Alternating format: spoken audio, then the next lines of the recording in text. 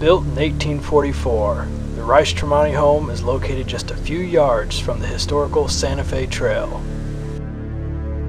Archibald and Sally Rice came from North Carolina to Jackson County, Missouri, where they built this Gothic Revival farmhouse. The Rice Farm became a famous campsite for pioneers traveling on the Santa Fe Trail.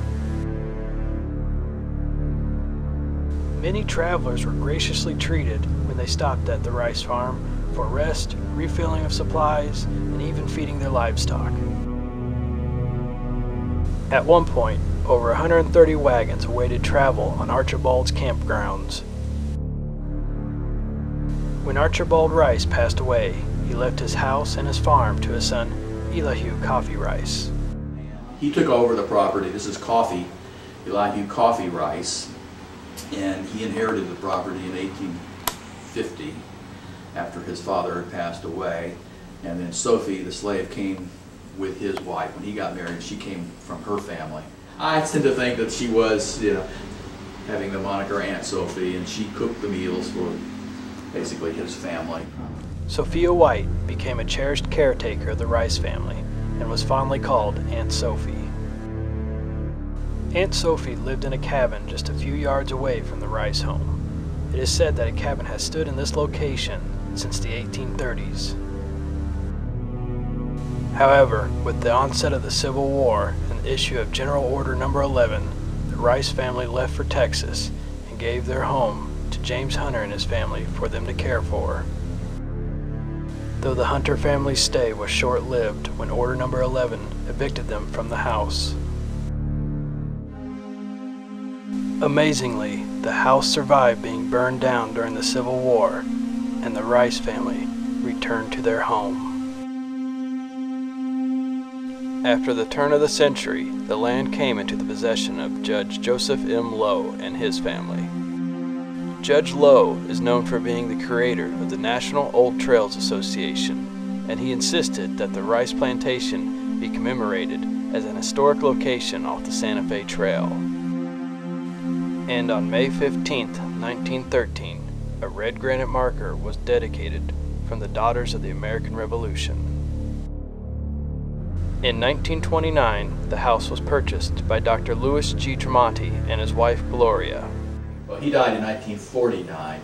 He was a doctor. He practiced medicine here in this room here. He just ran a kind of a general practice, basically. Then his widow, Gloria, lived here by herself until 1987. And the whole place was falling down around her, growing up around her. And she and her cousins sold it to our group, which we are the not-for-profit Friends of the Rice-Tremonti Home.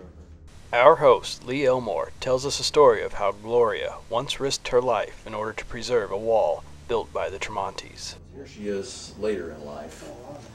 And she guarded this property just jealously. She would, she's very eccentric, became very eccentric. She was by herself for 40 years here.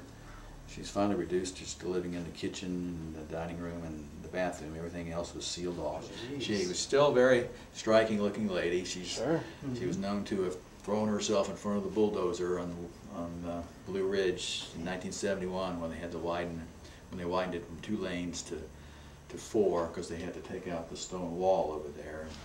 Rough. And that's something that she and her husband, you know, had installed.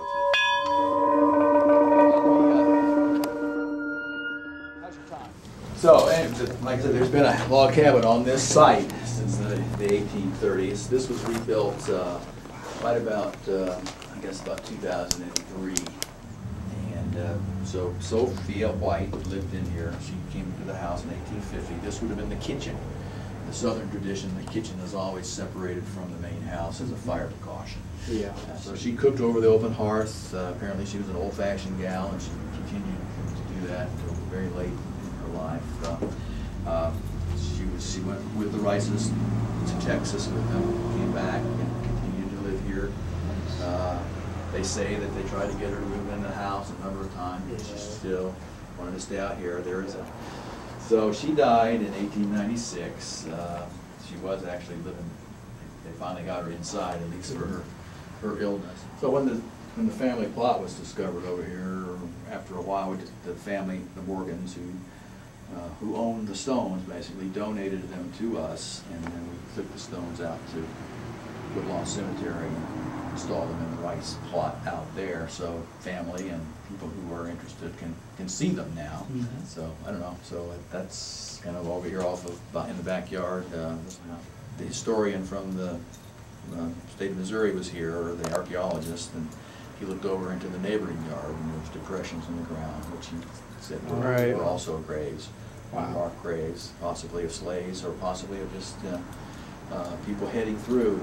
There was a terrible cholera outbreak. Several of the Rice children died in 1848, and that was the year of the cholera along here, and hundreds of people were dying. And there's a cemetery up in the northern edge of Greytown called the Pitcher Cemetery, and there's supposedly dozens of cholera victims buried there. So, oh wow! So here's the family in their backyard, and there's the archaeologist's dog right there.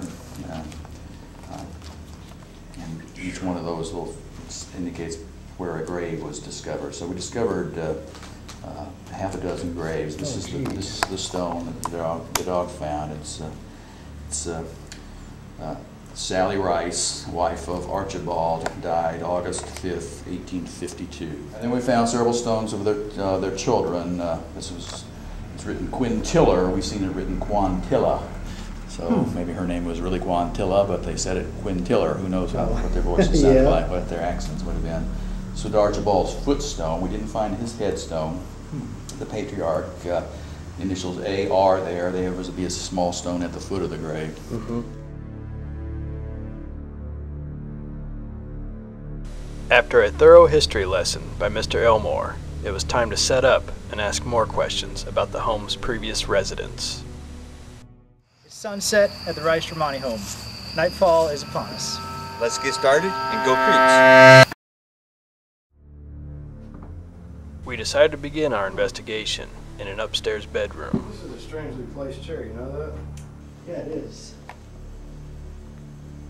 was wondering about that. Why would it be looking at the closet? I wonder what's in the closet. That's a sign. Works for me. I'll go ahead and give it a shot.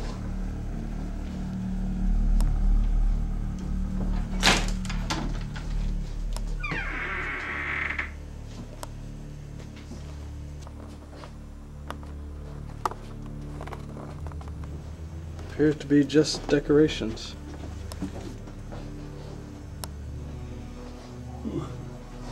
You make me tired. It's not even 9 o'clock, man. It's not even 9 o'clock. You yawn? You yawn. I yawn. Are you that rusty? Yeah. I got up early. So did I. So did I. I really meant to take a nap, but 18 was on, and it was a 3-part episode. It was pretty awesome. That's completely worth it. That's worth staying up for. Me was college football. Yeah, that is true. Maybe we're being drained of our energy in this room. Maybe that could be why we're Hey, man. I don't know, dude. Well, it ain't gonna happen. We're Nope. gonna be here for a while. We're just getting started. Mm-hmm. We got a long way to go, my friends. As long as we get some answers. You can make it quick. You can make it long. Show your That was a big one. Yes. I was just gonna say, show your presence if you willing to show it tonight. Yep. Is anybody in this room other than us three here? It's crazy how they used to heat the upstairs level. Just take the heat from the downstairs. Makes sense. It's a good idea. Yeah. Just then, what sounds like a young voice almost sounds like it's in agreement with us. Here's the enhanced audio. Makes sense. It's a good idea. Yeah.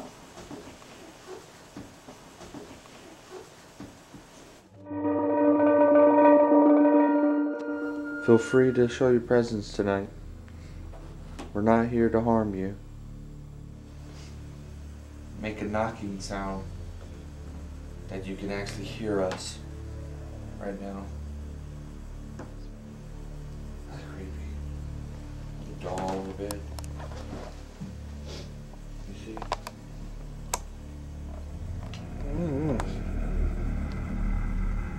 It's a shiny one too. Must be hot in here. Feel free to touch me right now. He's getting warmed up. Oh, good. Oh, yeah. It's kind of a big gap. Oh, no. We're just trying to figure out what's in here, What's in where? in this door.